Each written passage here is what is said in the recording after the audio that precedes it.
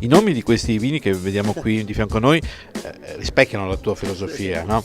Quindi la quadratura del cerchio. Tutto per colpa della quadratura. La quadratura è un'utopia, è un enigma che non ha soluzione. Il pi greco dichiara che la radice quadrata del pi greco è un numero irrazionale, rimane irrazionale, e quindi la matematica dice che il quadrato non si può cerchiare o il cerchio non si può quadrare.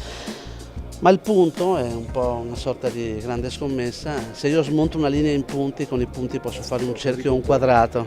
Ed è un po' il concetto di come la filosofia e la matematica possono andare d'accordo fino a un certo punto, ma per creare l'emozione devi poter uscire dalle regole, devi poter metterci del tuo. Il razionale nell'irrazionale e anche nell'alchimia, nei numeri, in tutta questa... La sola enologia e viticoltura non riesce a fare un grande vino, ci vuole un uomo dietro, che è parte del terroir, che è parte della cultura del vino poi trasmessa, trasmissibile. È come leggere un libro, è come avventurarsi, come ascoltare della musica, insomma comincia a essere un prodotto riconosciuto come arte.